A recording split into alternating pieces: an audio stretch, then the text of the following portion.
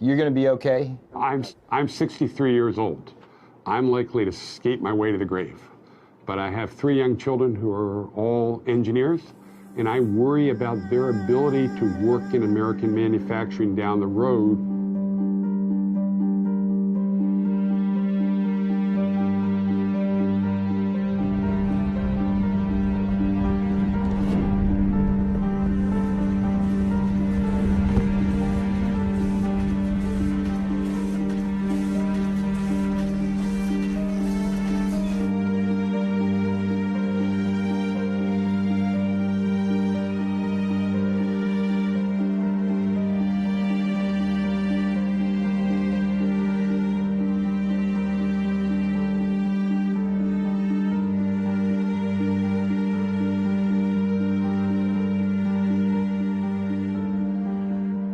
I think that the water's going to get hotter and hotter, and if there's no event to wake people up, I think China can just own more and more and more and more of our debt, and everything's fine until that magical moment when it's not, and all the sorries in the world aren't going to make that any different.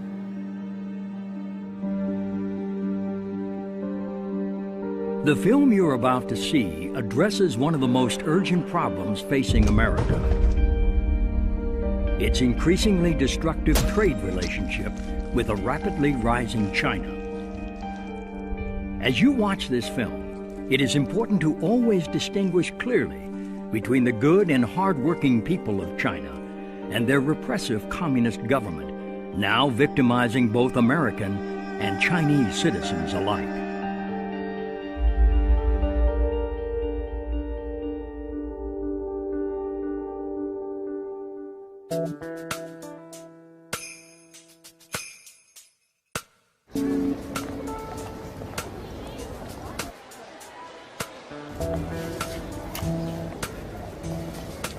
I'm here to buy me a big screen TV. My first big screen, man. 40 inch, about 265.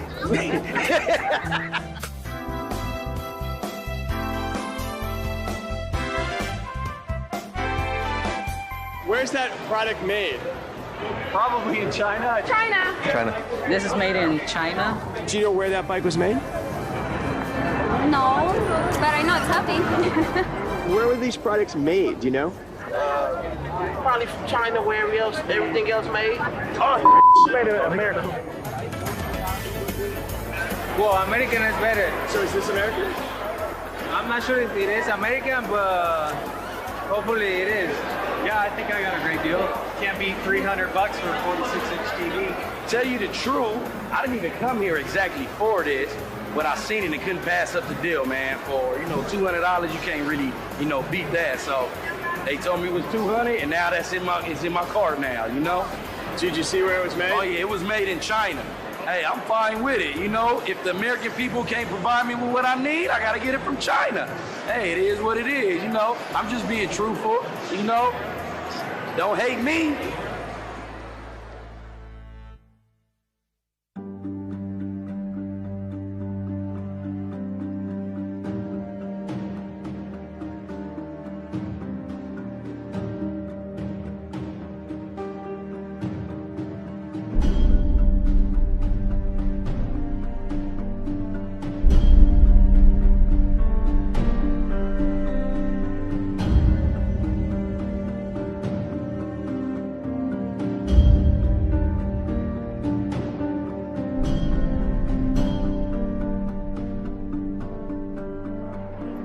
So how do you feel when Americans buy Chinese products?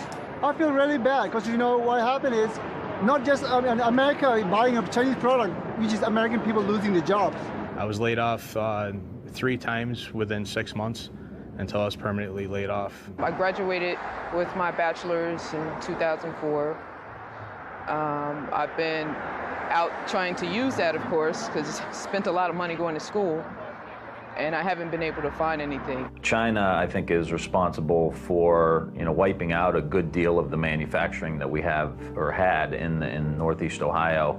And I think that is continuing as they continue to manipulate their currency, as they continue to not have the level of workplace safety or environmental or health standards that we have here in the United States. So we've seen our whole manufacturing base uproot and replant in a place where you can commit crimes against workers and just go out to dinner that night. So when a large company decides to move its production offshore and it closes a factory in a city or a town in the United States, that basically it's like a black hole. Suddenly that factory just disappears and everything else goes down with it. Jobs disappear, and the way the economy is going right now, it's tough to find a job. I just recently finished graduate school, and you know, even coming out with that, it's still hard to find one. Some of the workers at companies, literally their last act at the factory was to unbolt the machine and load it up to be shipped off to China. I even talked to a fellow down there. They wanted to send him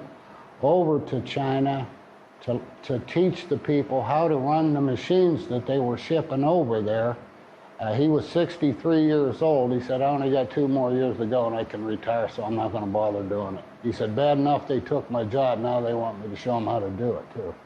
People who were supplying that plant with materials, equipment, maintenance services, even the accounting firms, design firms, R&D firms, and then all the other services around it like restaurants, what happens to them?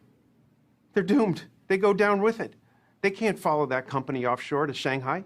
It's difficult to be unemployed because you have a mortgage and you have your regular bills you have to pay. You have to pay for a car and you have to put food on the table. And when you have just a small amount of money from the state coming in, sometimes it's hard to make it. I'm trying to get food. Like, that's what I'm here for. I mean, this is not just unemployment line. This is for people who are hungry, and I'm hungry. And it just really is unfair that, you know, being in a country as great as the United States, to have our people struggling the way they are, to not find what is just common. You work, that's what you do. And for them not to find that month after month after month, it just doesn't make sense to me yet. I don't know if it's the president, I don't know if it's the... Honestly, I don't know who to point the blame to. If we talk about who's to blame, I think partially our own government. Our government should be doing something. They could have stepped in, I think, a long time ago. Please hear us and please understand that companies like this are special. Small companies are what makes America. And unless somebody does something about unrestricted importing, you're going to lose the rest of us, too.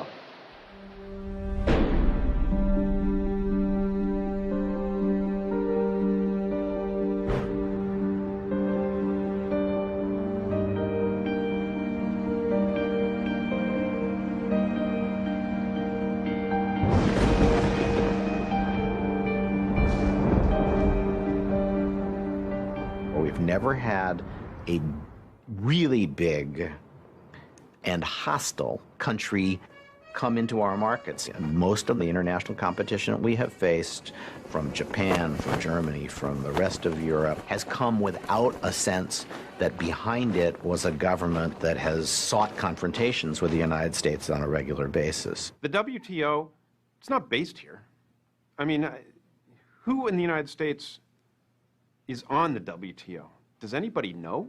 In 2001, China joined the WTO, the World Trade Organization, with the strong support of a Democratic president and a Republican-controlled Congress. Before the ink was dry on this free trade agreement, China began flooding American markets with its illegally subsidized and very dangerous exports, while the big multinational companies that had lobbied heavily for the agreement rapidly accelerated the offshoring of American factories and American jobs to China. Today, as a result of the biggest political shell game in American economic history, China has stolen thousands of our factories and millions of our jobs. Multinational corporation profits are soaring, and we now owe over $3 trillion to the world's largest communist nation. This was not how it was supposed to turn out. Ladies and gentlemen, the President of the United States. When William Jefferson Clinton was selling China's entry into the World Trade Organization to the American people.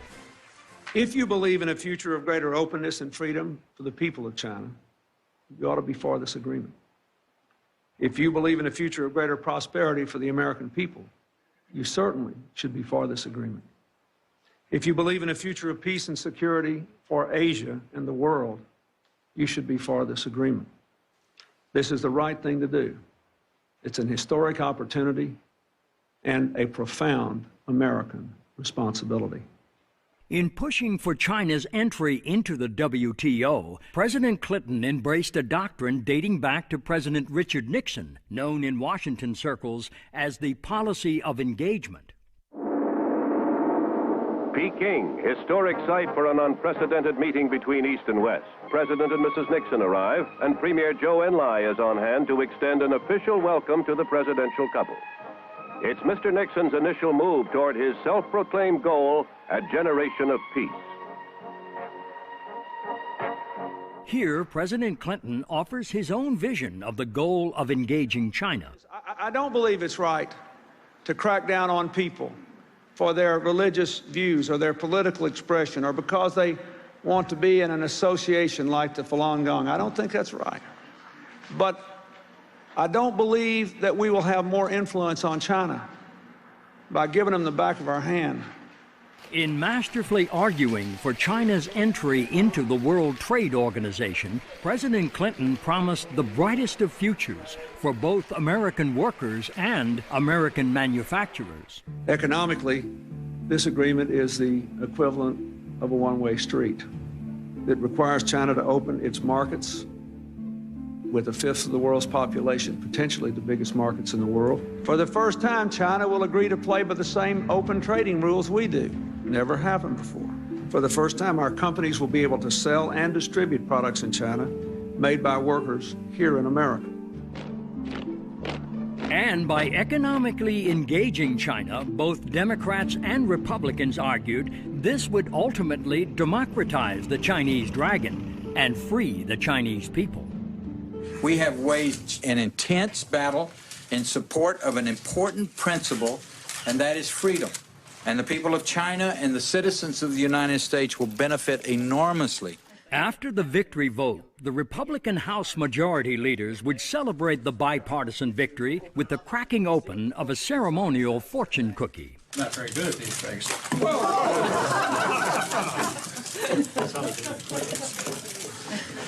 It's got a lottery number, no. It says, new American proverb, new prosperity awaits you because normal trade relations. Yeah! It's a confrontation of worldviews that we will win, and I'm looking forward to the future. So just what has America's future looked like since China joined the World Trade Organization in 2001? We are in a trade war, and stealing, lying, and cheating on the part of the Chinese is all part of it. Free trade's great stuff if you can get it. What we have with China is not free trade. For China to sell something at 1/10 of the price of what it would cost in the United States to produce, they are cheating monumentally in a major, massive sort of way on everything. When China joined the World Trade Organization in 2001, it promised to stop cheating and play by fair trade rules. That meant abandoning unfair trade practices like currency manipulation, illegal export subsidies, and abusing its workers. Instead, the Chinese government has used these weapons of job destruction to launch a sustained and devastating attack on America's factories and jobs, while flooding our markets with dangerous products.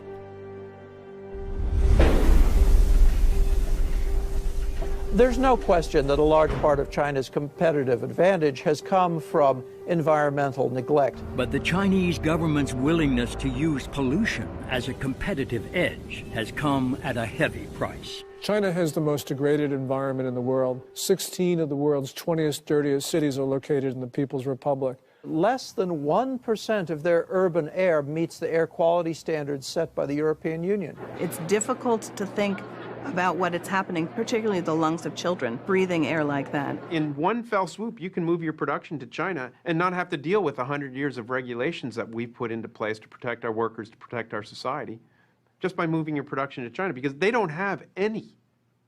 They have what we had probably in 1910. The most tragic story is the cancer villages because of toxic metals in the soil, because of the pollution, because the manufacturers have not been forced to clean up their plants. And so essentially what we have is the world's most degraded environment. Whether you're talking about heavy metals pollution, air pollution, water pollution, China's got it all. And particularly for heavy industries like chemicals or steel, the ability to wantonly pollute in China adds up to a huge cost advantage in the global marketplace. If a company like Bao Steel in China is allowed to dump pollution into the Yangtze River when, say, United States Steel Company is not allowed to do the same in the Ohio River, that's going to be a source of competitive advantage for the Chinese because pollution control costs money. It provides them an economic advantage in environmental cost of approximately $40 a steel ton, or represents about 5% of the cost of producing that steel. Is a 5% cost advantage significant? In the steel industry, 5% cost advantage is greater than our profitability.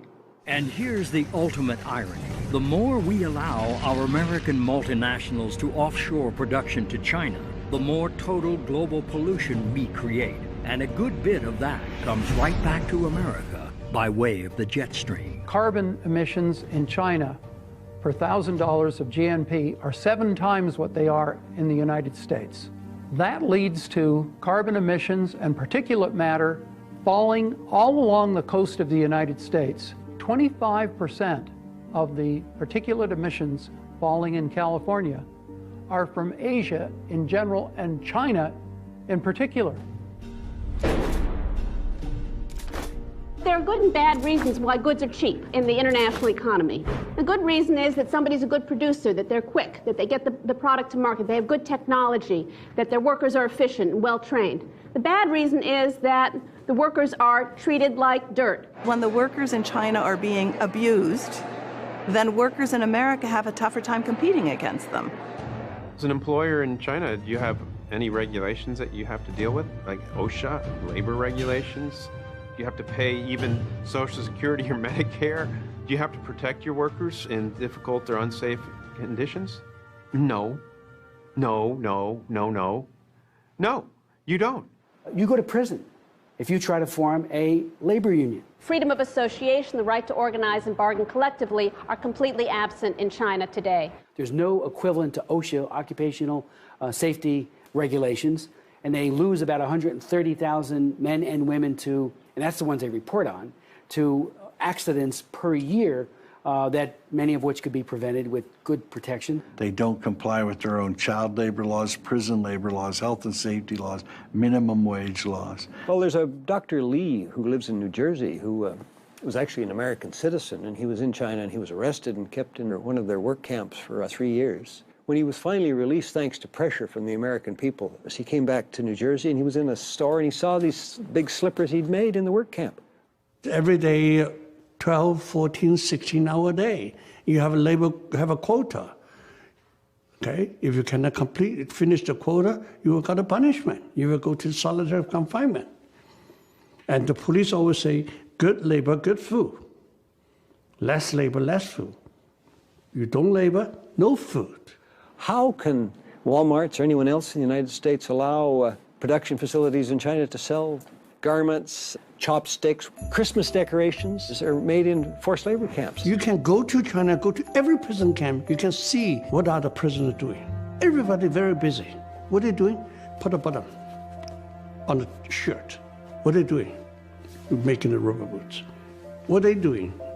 Crowded together, assemble the Christmas lights.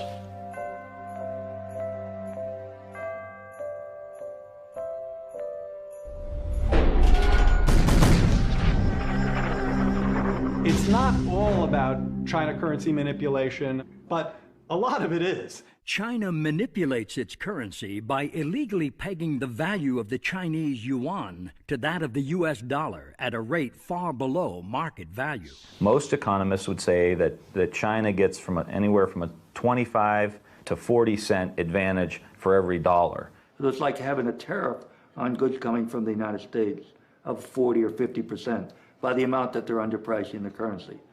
it also gives their exports to the United States a subsidy of 40 or 50% to capture our market and knock out domestic industries that might be competing with them. Simply, an undervalued currency makes Chinese coffee makers $10 a piece instead of 15 or 20, and it makes American cars in China $30,000 instead of 25. In other words, China's manipulated currency acts as a huge subsidy to Chinese exports to America and an equally big tariff barrier blocking American exports to China. The result, more jobs in China, fewer jobs in America, and a huge and chronic American trade deficit with China. The Chinese government does not deny this. Chinese officials themselves say that they fix the value of their currencies to help Chinese workers.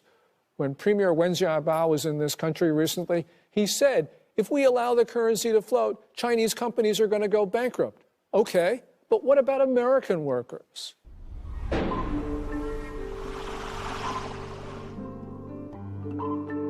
They're cheating on the intellectual property by just flat out pirating stuff from the United States. You don't want China to get their hands on your latest piece of technology or whatever, because they will copy it and they will turn around and produce it.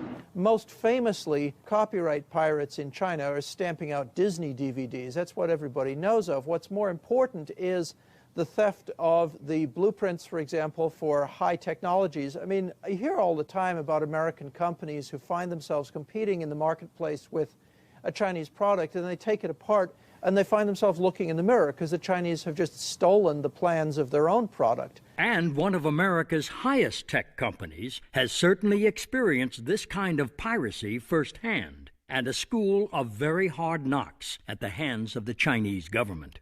Google came into the Chinese market, and of course, it ended up with a dominant market share. But Beijing wanted Baidu, a local company, to be able to outpace Google. What Beijing did was it hacked Google's network, it stole its source code, and now Baidu has more than 75% of the China search market. This shows that basically Beijing wants the local companies to be the national champions. But sometimes Chinese pirates aren't content just to steal the intellectual property of an American corporation. Sometimes they just take the whole company. So Fellows is a company that makes shredders, paper shredders, and they moved, like everybody, they moved their production to China. They hired a company to run their production for them, and suddenly one day their employees were locked out of their own plant. So Fellows went from having a large production base in China one day to the next day their partner suddenly shut them off, shut them down. The moral of the Fellows story is you better be very careful when you move your production to a communist country.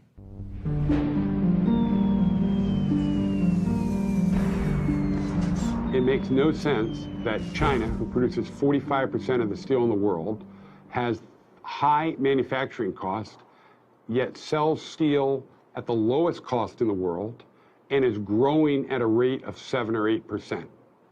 This growth from 100 million tons to 700 million tons, growing by 50 million tons per year, is all due to state subsidies. The problem is that American companies cannot compete because they're not competing with Chinese companies, they're competing with the Chinese government. At the end of the day, it most certainly will result in more unemployment in the U.S. and to the advantage of China. We're chumps. So just how big of a chump has America been for supporting China's entry into the World Trade Organization in 2001? It's like we're in the Super Bowl of globalization, and in fact, we're being taken apart. And in this Super Bowl of globalization, when you tally up the score on human rights abuses and consider the plight of Tibet, the torture of the Falun Gong, and the crushing of religion and democracy, this much is clear. The Chinese government is the world's worst human rights abuser on the planet today. And when you tally up the score on China's rapid military buildup, this too is clear. China is the only major nation in the world that is preparing to kill Americans. And of course, when you count the jobs lost and factories gone and millions of Americans out of work. American manufacturing has been in an absolute crisis over the last decade. 5.5 million manufacturing jobs gone. 57,000 manufacturing facilities closed in this nation. So you're in a massive jobless recovery. You've got 28 million women and men who are in various stages of unemployment, twice the official number. When you tally up all these scores, it's crystal clear that China's entry into the World Trade Organization has been both a losing and a very dangerous proposition, even as America has all but completely surrendered its manufacturing base to China.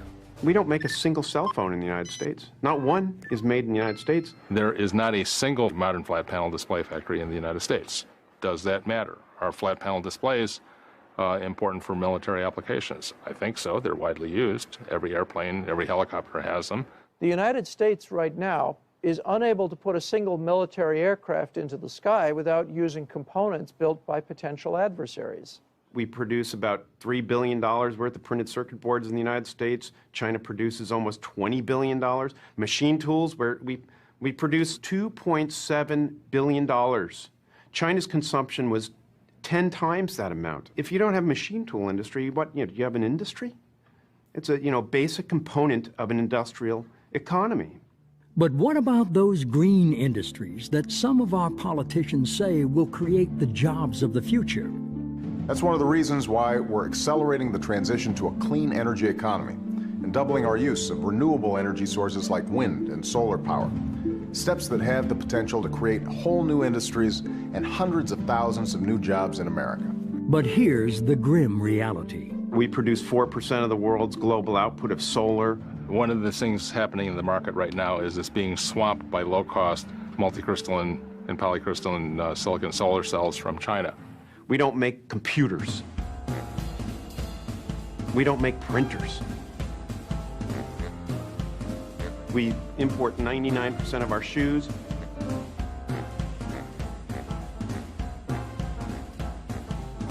Mass-produced consumer products, we basically don't make them anymore. But it's not just mass-produced consumer goods we are losing to China. Some of our very best paying manufacturing jobs are also now quite literally being shanghaied. Boeing at its peak in the Seattle-Everett area had about 50,000 employees. That was no more than 5 years ago. 20,000 of those jobs have now moved to China in just the last 5 years. Apple employs 26,000 people in its design of making new products. It employs, through Foxconn, 700,000 manufacturing workers in China. They're an American company, they're headquartered here, all their jobs are somewhere else. Americans need those jobs, but they all exist in China. Every one of those manufacturing jobs exists in China. These are jobs that could very easily be in Silicon Valley, in Oregon, Northern California in general, along the coast, for which there are well-trained and very interested women and men who would take them in a heartbeat. And even white-collar workers are now in China's crosshairs. The white-collar worker understands that China is now moving up in the feeding frenzy to, for example, software and other kinds of production. They're moving away from just process technology up to more really intellectual technology. Now, it's not a very big part of their economy, but you can look in the United States, it's having a devastating effect. If the jobs for production move to China, the support jobs for white collar, to a big degree, will move to China.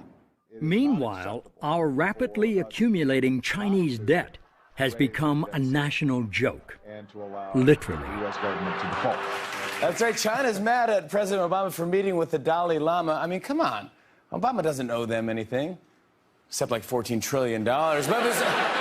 And that debt represents a very real claim on American assets. And then China would back a tow truck up to Kansas and drag it off to Guangdong province. I find it ironic that the corner of capitalism, the J.P. Morgan building down on Wall Street, is now owned by a Chinese company. As for that hope that economic engagement would lead to a more free and democratic China. George Bush Sr., remember him? He was the ambassador to China way back when. And so he liked China. He liked those guys over there. Things are good in China. Economic growth in China has not led to its becoming more democratic. It has led to a more sophisticated, better financed form of authoritarianism. And ironically, one of those measures of repression has been the internet itself, which was supposed to set China free. China is less free today than it was when it entered the WTO. China has 50,000 internet police who are tracking every day their capabilities, who's saying what, to be able to try and keep things like Tiananmen Square, democracy, freedom, and those terms off the internet. And these cyber cops have had plenty of help from American companies in building the great firewall of China. Google, Yahoo, Cisco, and the capability that they have sold to China, especially for its secret police, has enabled them to search, apprehend, discover the whereabouts, get caches of names, particularly online, where if you send your emails to other people, their IP addresses quickly yield to what their physical addresses are, and they're then apprehended and arrested. This American cooperation, damn it. Shame. Cooperate with Chinese government. They have to say, we have to follow Chinese law. Cisco say, we have to follow Chinese law. Yahoo say, we have to follow Chinese law, otherwise we cannot do it.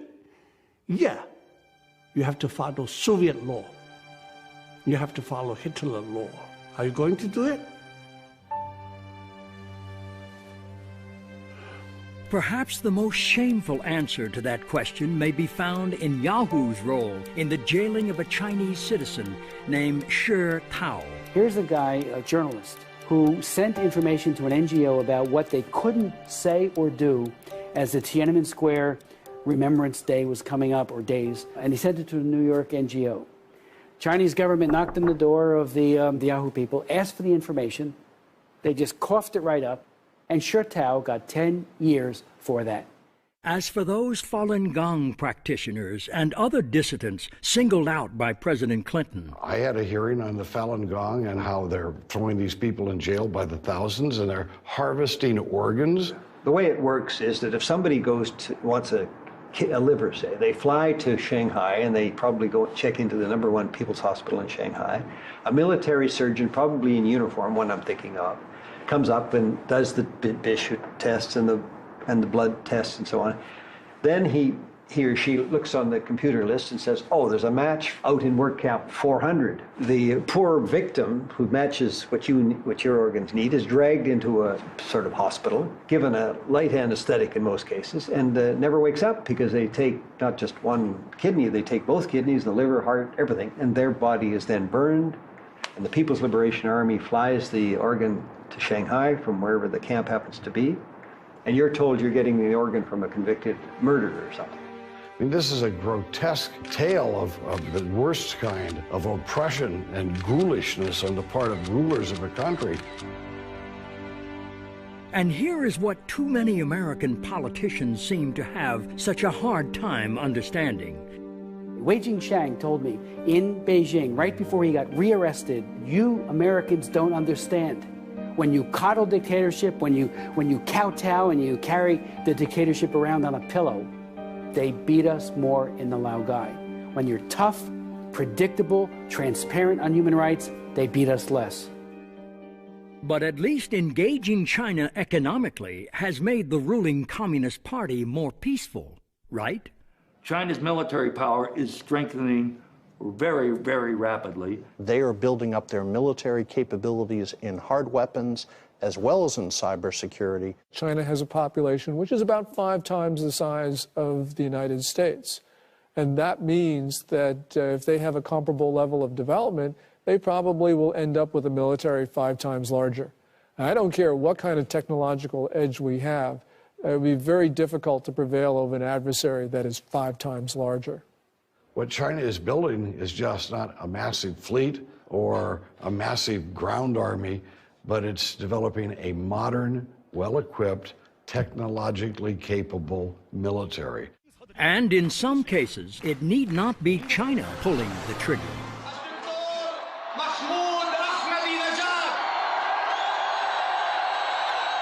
Or launching the missiles, as the case may be.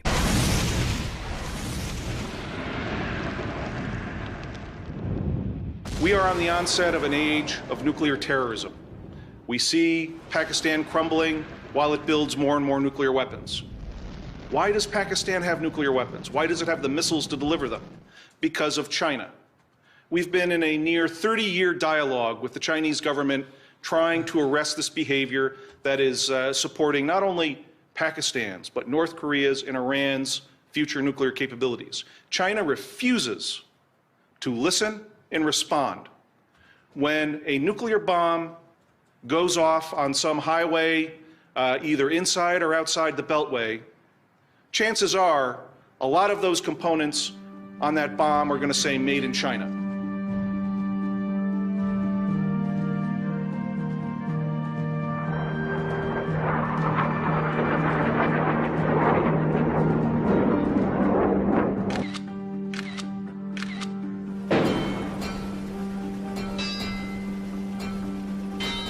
I had my children's Thomas the Train sets recalled because the ink on the red ones was lead poison. They're not only ruining our economy, they're poisoning our children with the toys that we give them. I want to be careful about what products I buy because I want to know that they're safe and they're good. I want to be careful about what products I buy because I want to make sure that the people who are producing those are being treated properly. And I want to be careful about the products I buy because I want to make sure that the people in my community are people who are able to have jobs at a decent wage. And all of those things are tied together. Every time a consumer walks into a Walmart, first thing they have to do is be aware enough to look for the label. Then when they pick up that good and it says made in China, I want them to think, it might either break down or it could kill me. Number one, this thing, if I buy it, might cost me or someone in my family or my friends their job. Lastly, hey, if I buy this, that money's going to go over to help finance what is essentially the most rapid military buildup of a totalitarian regime since when? The 30s. I mean, make no mistake about that. 91% of every product in a Walmart store is manufactured in China. Walmart spent $50 billion in China 2 years ago. If Walmart were a country, they would be China's fourth largest trading partner. When an American goes into a Walmart and buys a product made in China, that person is thinking just price. If you're a person on a pension shopping at Walmart, you kind of like the Great Wall of Mart. But what they really need to think about is how that product got there. It got there because you have a predatory system which is really trying to undercut American manufacturers and therefore American workers. And when a consumer goes into Walmart, picks up a good made in China, what do you want them to think about before they get to the cash register? Think about your relative that just got laid off or the factory that just got shut down. Think about the school that is doing with less because the manufacturing base has gone and the tax base has left. Think about the lower income that you're receiving now because we're not making products and we're not buying our own products.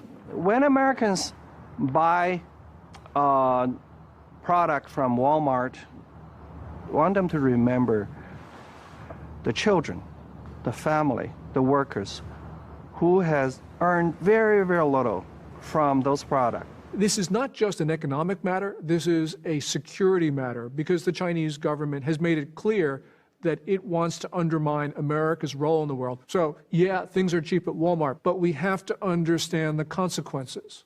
But even if you don't want to consider the broader economic or national security consequences of consuming goods made in China, you may at least want to think about your own personal safety and that of your family. If you put it in your mouth or the hands of a child, don't buy it from China. Over the last 5 years, we've had a number of scandals involving Chinese products. And these products have killed people, not only in China, but also in the United States. Do you want to buy pipe for your residential community that's going to put all the water into everybody's houses that is tainted with arsenic and mercury so that it'll leach out into your water so that when you turn on your spigot in your house, you're suddenly contaminating yourself because that pipe was made cheaper in China? Goodyear Tire outside of Montreal that closed about 4 years ago and put 850 people out of work.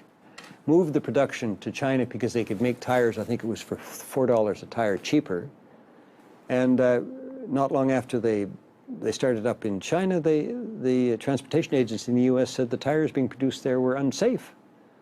I mean, is this what corporate America or corporate Canada thinks is the way they should be conducting themselves? I don't think so. We're importing a lot of their apples. They spray them with Alar.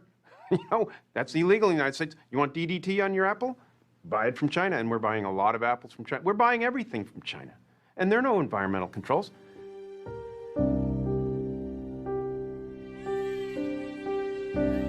There is a risk of suffocation, that kids can get trapped and die. They took him to the hospital where they pronounced him dead.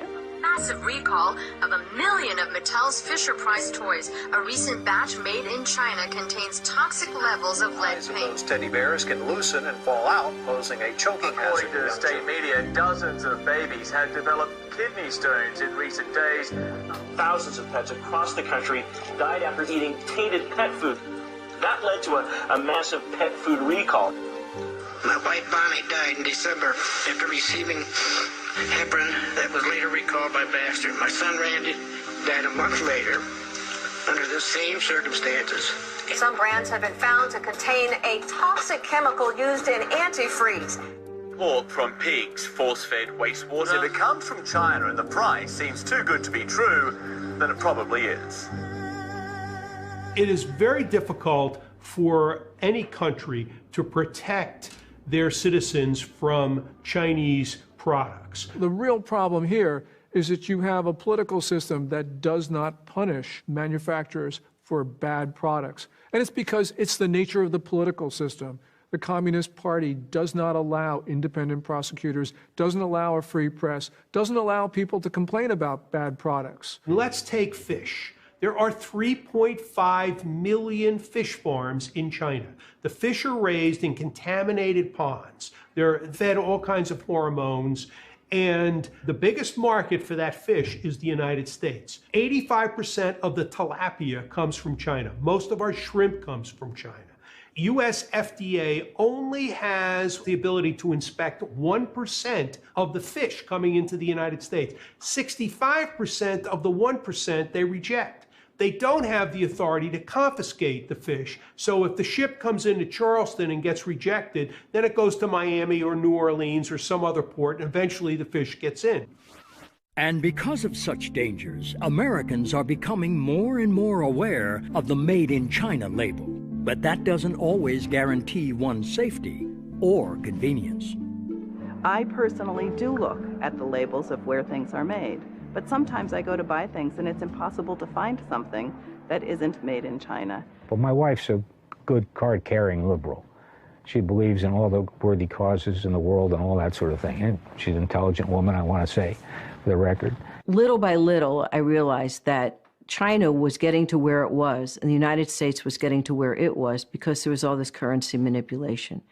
And it just seemed like the United States government was not doing a whole lot in the name of international trade to try to stop what was going on in China, which was able to lure a lot of jobs. Some months ago, she decided that, to the best of her ability, she wasn't going to buy anything made in China. So our microwave oven failed. We don't have a new microwave oven because she could not find one that was not made in China. When I went to look for a microwave, a freestanding microwave, there was nothing that wasn't made in China. I went to 5 different stores, from high-end hardware stores to low-end discount places. Nothing was available that wasn't made in China. And my experience from things made in China was that they weren't healthy. You never knew what was in them. They didn't work for very long. And they broke down if they worked in the beginning. So I then decided I just wasn't going to buy anything that was made in China. So we just, do not have a microwave anymore. Right around the same time, we had a under-a-counter electric unit for heating in one of the rooms. And the same thing happened. You couldn't get any electric baseboard that wasn't made in China. And I thought, well, my last one was made in America. I had it for 23 years. It worked great. Now I couldn't find it. And I just got completely discouraged that no American manufacturers were coming in to produce quality products over here. And that's the dilemma we now find ourselves in. As China has used its weapons of job destruction to so thoroughly capture our markets, we are left with few choices other than to buy from China.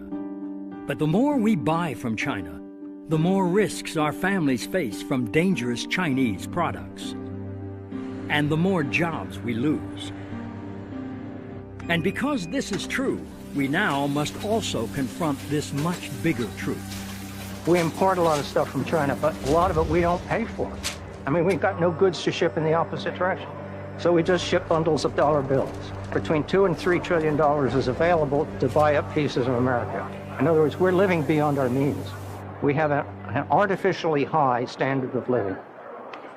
We're consuming more than we create. That's a very dangerous situation, okay? And especially if your principal creditor is a nation like China. So just exactly how did we in America allow ourselves to be backed into such a dangerous Chinese corner? When you live in a democracy, it's always subjected to being hijacked. And our democracy has been hijacked by the multinational corporations. The corporate responsibility is to its shareholders, and it often has a legal fiduciary responsibility to its shareholders. The government has a responsibility to the people and the national interest. Those are not necessarily the same. U.S. multinational corporations knew exactly what was going to happen. They didn't have any plans to increase exports to China after China joined the WTO. They had plans to move production to China, but they were, I'd say, dishonest or disingenuous, because the whole rhetoric around China joining the WTO was about free trade and opening markets and engaging with China. For the first time, our companies will be able to sell and distribute products in China made by workers here in America. When in fact it was really self-interest and profit motive on the part of U.S. multinationals that drove that debate. And U.S. China Commissioner and businessman Dan Slane knows firsthand just how this offshoring shell game is working since China joined the World Trade Organization in 2001 and began flooding American markets with illegally subsidized exports.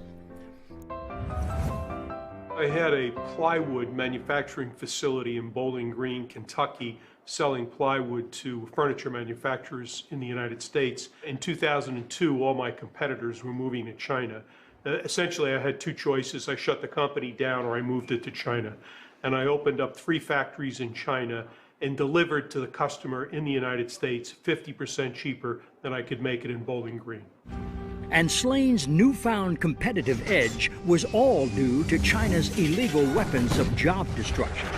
Manipulating the currency was a huge help for me because it kept our prices down. I had no environmental issues, and the most important thing was that I could sell my product at cost, and every month the Chinese government would send me a check for 17% of my exports, and that was my net margin and my profit.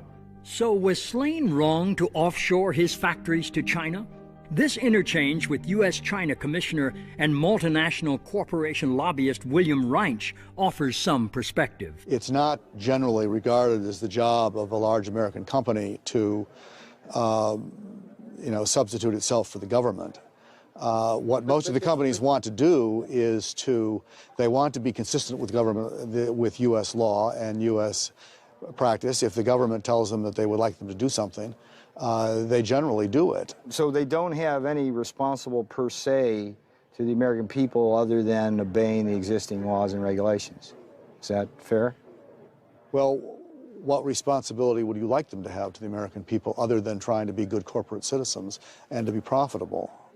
Would you define a good corporate citizen as a company that moves its factories over to China and creates massive unemployment in the Midwest? Is that good corporate citizen? Well, I think that you'd have to go case by case. And in Dan Slane's case? The difference between myself and General Electric is that I had no choice. I either moved to China or I shut the company down. I couldn't compete. Jeff Immelt at General Electric does have a choice. He can sacrifice some profits, keep his technology, and in the long term be much better off manufacturing in the United States. Congressman Tim Ryan understands this distinction between small domestic manufacturers and the big, well-heeled multinationals better than most. There's a huge divide here between the mom and pop a tool and die maker that has been in Youngstown, Ohio for 100 years, in the global corporation that's involved in the global financing of all of this stuff, the global manufacturing, and not really concerned with any one country. They're concerned with how they can best do business. And one of the biggest obstacles to passing tough legislation that would stop China's unfair trade practices is the lack of political clout of America's domestic manufacturers. And to go chasing down after all of the political rhetoric of dealing with this issue and that issue and running for Albany or running to Washington, D.C. and setting up meetings and stuff, it's too costly, it's too time-consuming, and it has nothing to do with building drum and barrel handling equipment and helping this company to be successful. And that's the issue here. They don't have lobbyists down here.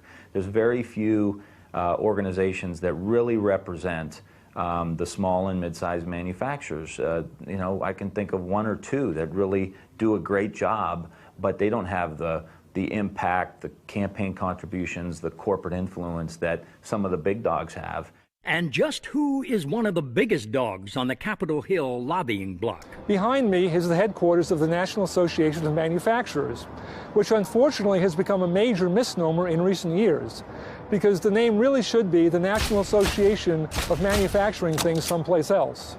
If you go back and you look at the National Association of Manufacturers meetings in which they were talking about endorsing or not endorsing the Ryan Murphy China currency bill, you will see that there was a huge split where the small and medium-sized manufacturers endorsed the bill. But the 20% of the membership that gives 80% of the dues didn't want to have anything to do with the Ryan Murphy China currency bill.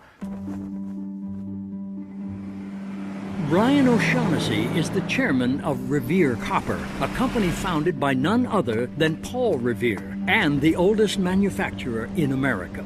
And O'Shaughnessy has been on the inside of the National Association of Manufacturers when it has opposed bills like those offered up by Tim Ryan to stop China's currency manipulation. I stood up before a group of 300 of the most powerful CEOs in this country, and I told them, as we consider NAM's support of this bill, I think those of you who have facilities in China, I think you should recuse yourself from voting. You're conflicted. You have to choose between your company and your country, and you can't do that. Well, I was shot down in flames. By all intents and purposes, a lot of these companies are not American companies anymore. General Motors takes TARP money and opens up factories in China. Caterpillar Tractor shuts down plants in Peoria and opens up 3 factories in China. General Electric and Boeing are essentially trying to become Chinese companies. Look at Coca-Cola. American-sounding company, isn't it? I mean, how American can you get other than Revere, Coca-Cola?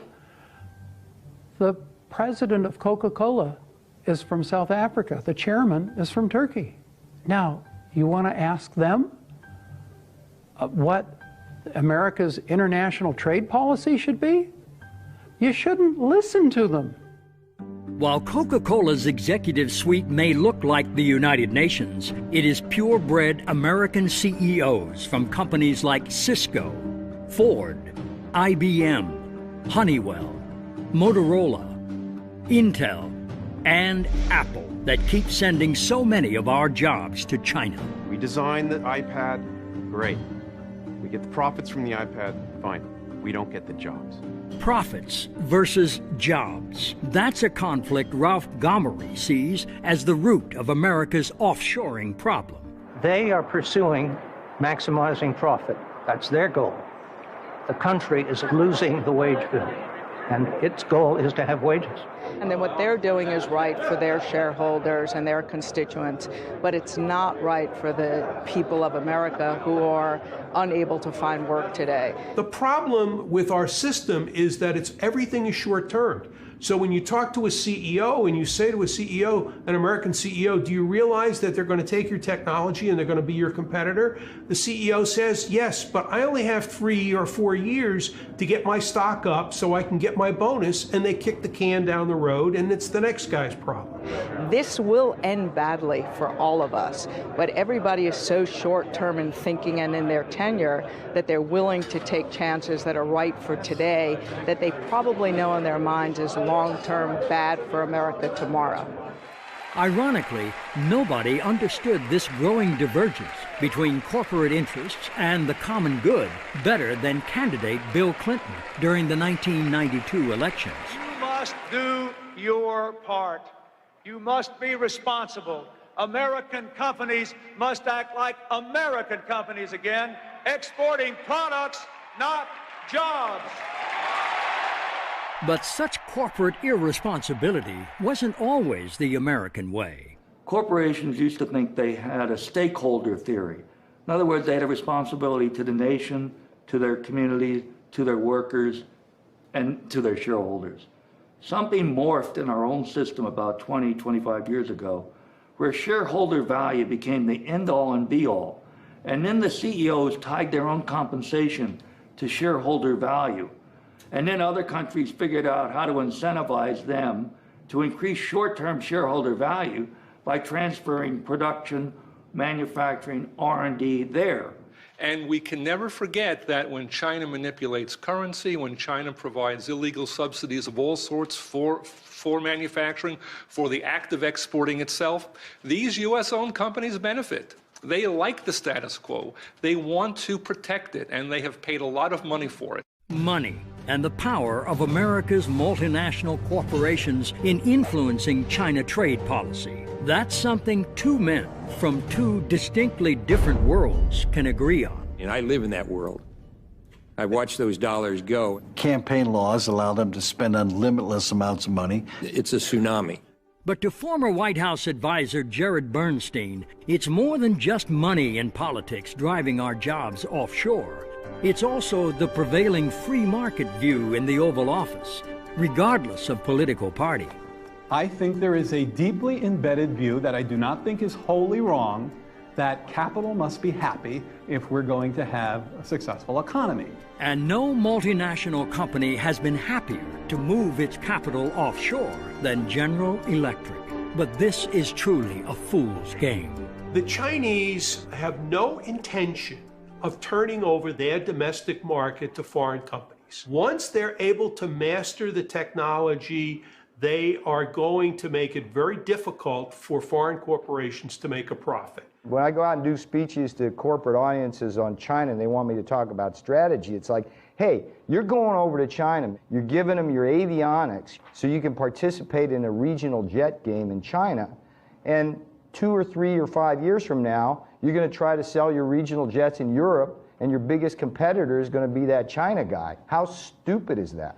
What's happening, unfortunately, in the United States is way too many of our multinational corporations, not only they're shifting their manufacturing overseas, but along with it goes their technology, their intellectual property. And while many of us are concerned, deeply concerned about the loss of jobs, we're just as concerned about the loss of intellectual property. That's sort of the future of America. The thing is, nobody's really looked at all the industries that have been lost. Nobody's really, it's very hard to get information on the industries that are gone or that are just about gone because the government doesn't keep track of any data. They don't follow industries. They have no market analysts who follow specific industries. So nobody knows what's happened with all of our industrial capacity that's vanished or is in the process of vanishing. The next thing you see is you're not doing any work over there yourself. The Chinese are doing it for you entirely. And we see that. The two mid-range aircraft in the world are the Airbus 319 and the Boeing 737. 5 years from now, the Chinese have already told both companies they will no longer buy either aircraft. That mid-range aircraft, the one that is dominant throughout Asia, will be entirely manufactured in China under a Chinese mark or name, using technology that they took from Airbus on the one hand and Boeing on the other. Look around, well, tell me what you see. Every day more people in the street. Too bad they sent our jobs away. In China, they're not workers, they're just slaves. When people wait, it's a world of trade and greed. And the CEOs get richer, and our jobs all move offshore. Oh.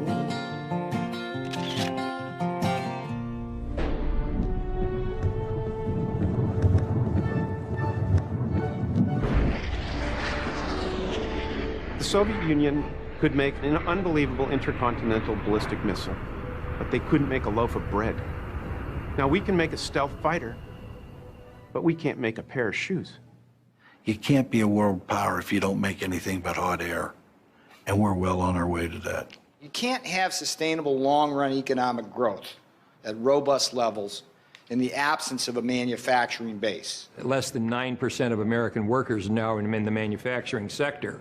We as a country can't survive into the long term with under 25% of our women and men making things. Manufacturing jobs have a higher multiplier than service industry jobs. That is to say, every one manufacturing job that you bring into a community ultimately supports half a dozen other jobs. If you are honest about how jobs have evolved in the United States, small business arose only when there was a stable manufacturing base put under them.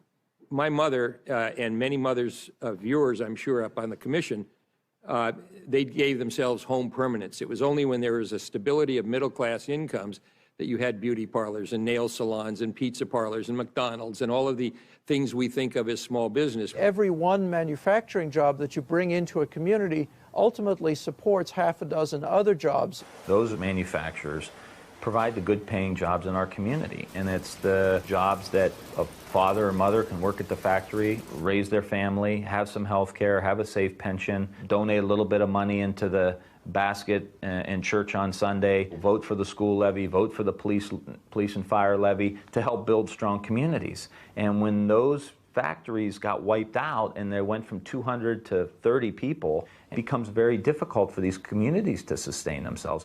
Ultimately, the most important reason why America must restore its manufacturing base is to hold on to the research and development, the R&D. That is the taproot of all of the technological innovations we will need to create new jobs in new industries. Manufacturing is the origin of 70% of U.S. R&D. That's true even today. You can't do your R&D here and do your manufacturing there. You can't move your manufacturing overseas and not move your technology and all your engineering. I mean, it's nice to do R&D and come up with a super-duper design or a new product, but if you can't make it, what's the sense of doing the R&D? When we say we've kept our technology or our IP, but we've moved our manufacturing, that's just not true. It's an impossible feat. They're totally coupled. So as manufacturing has moved offshore, R&D has gone right with it. So as we move more and more manufacturing over to China and people can re-engineer and understand how things are made, we are teaching the country how to compete with us, and ultimately they are. So that the new products, the next cutting-edge product, is being developed there where the manufacturing's going on in China rather than here where the manufacturing was and now is no longer.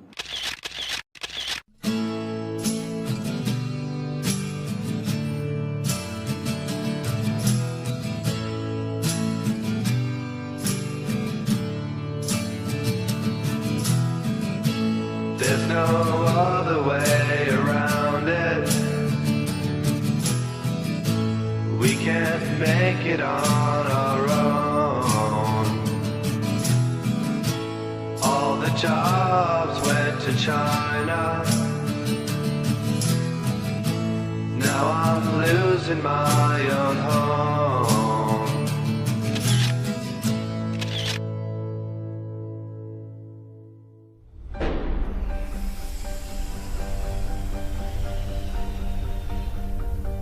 We need to change course. We need definitive U.S. action. We need to show the Chinese that there are limits, that they have to be responsible citizens, and if that they're not responsible citizens, there are consequences. I like the idea of doing business with China.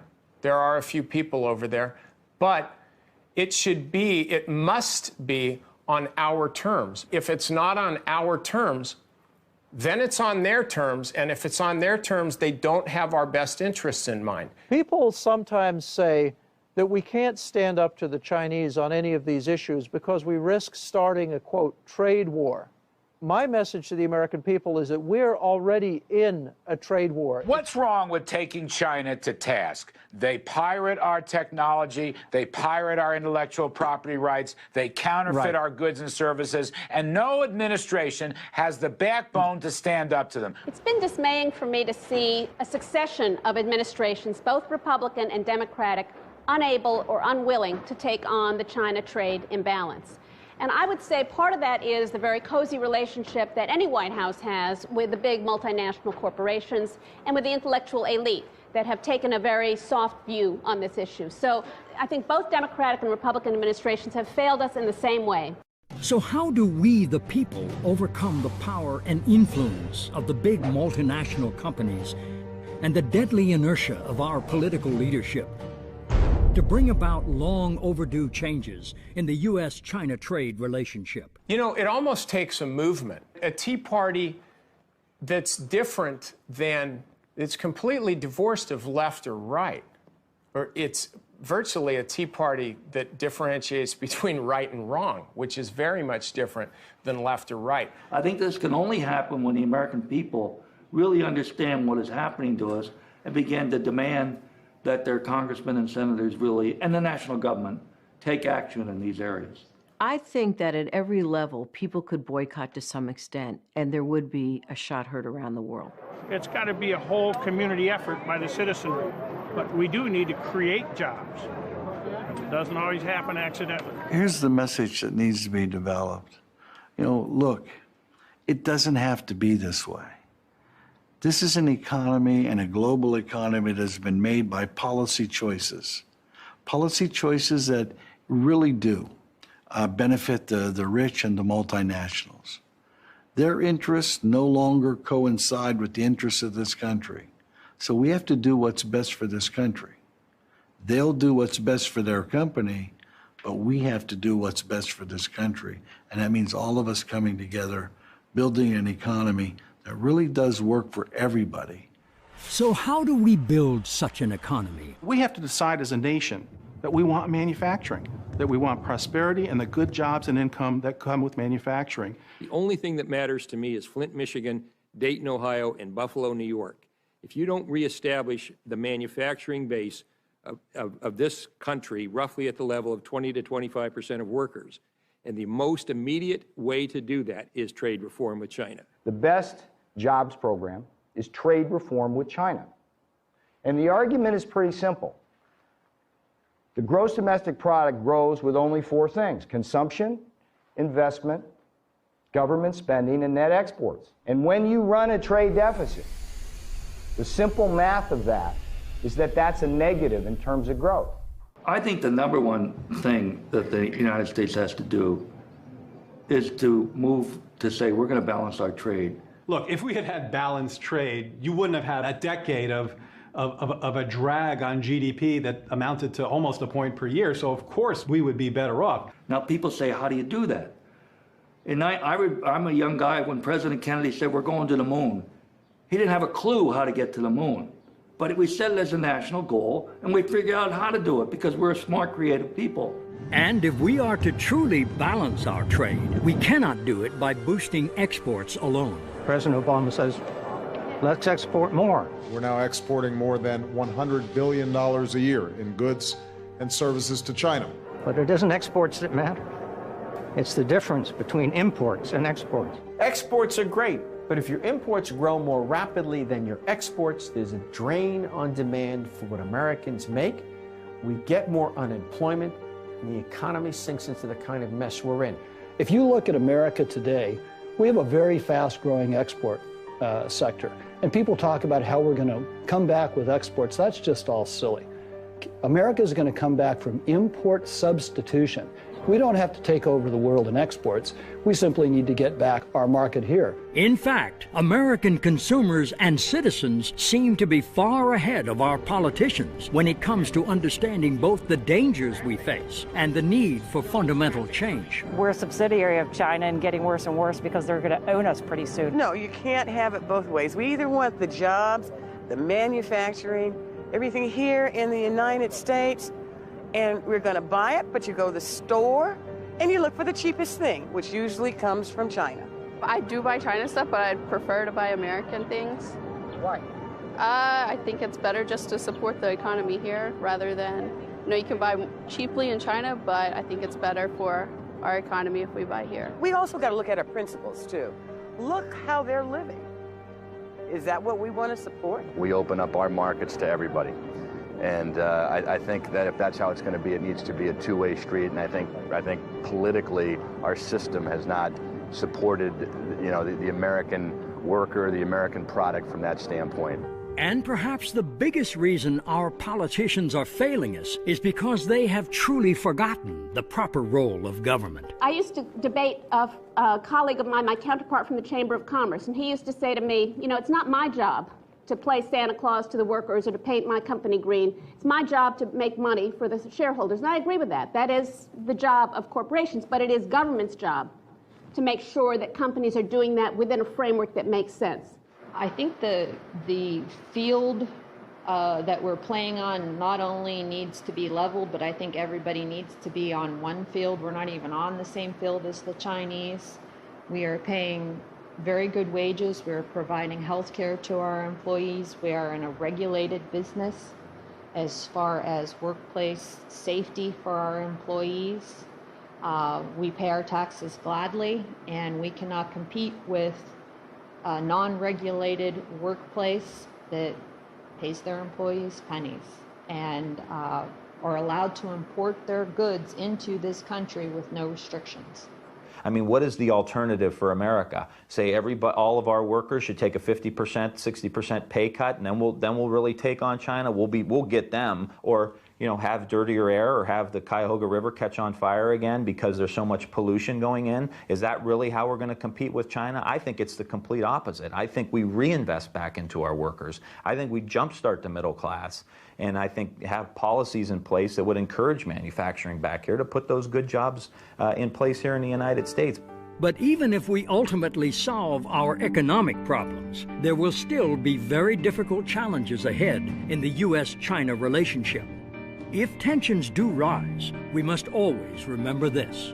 There's a real difference between the Chinese people and the Chinese government. Most of the criticisms that we have are of the Chinese government, the actions that the Chinese government has taken with respect to trade policy and worker rights repression, and the Chinese people suffer from a lot of those same policies. China until today is a totalitarian regime, is a dynasty.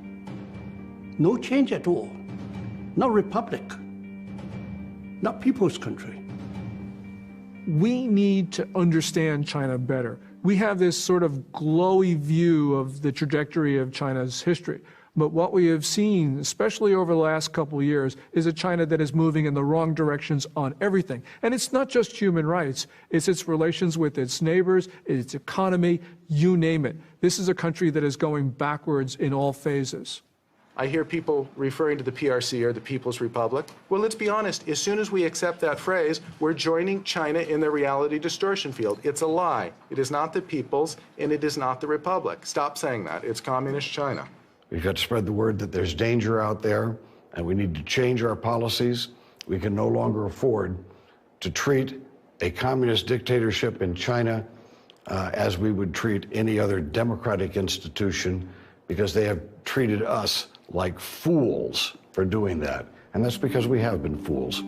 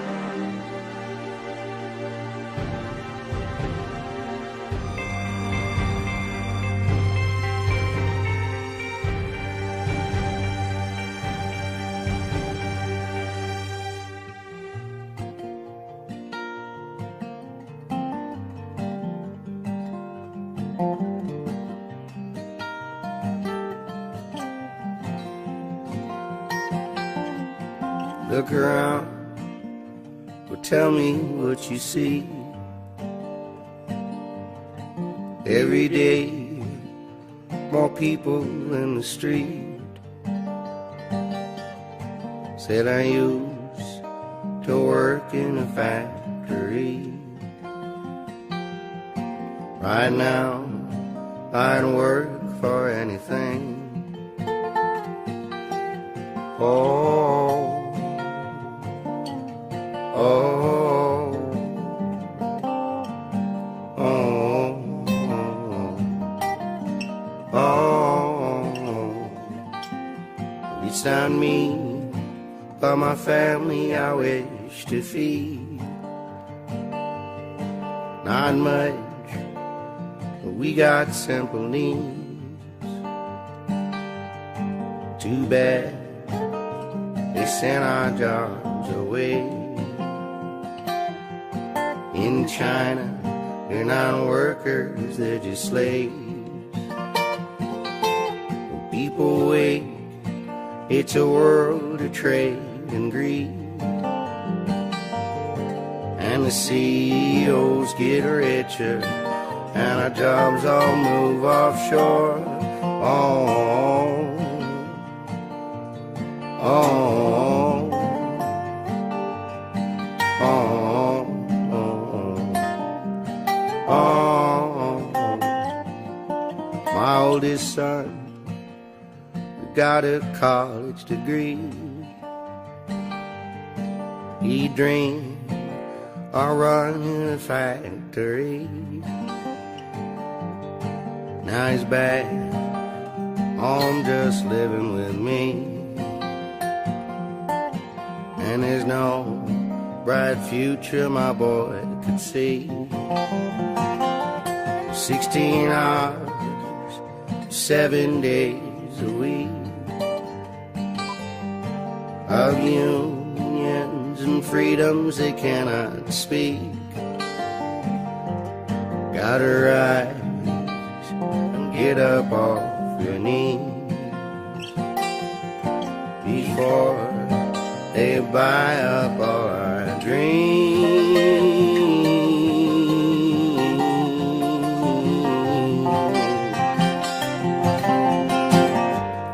We go to the store and spend our money, send all our dollars overseas. This ain't the land of milk and honey. This is a land of trade and greed. We go to the store and spend our money, send all our dollars overseas. This ain't the land of milk and honey. This is a land of trade and greed.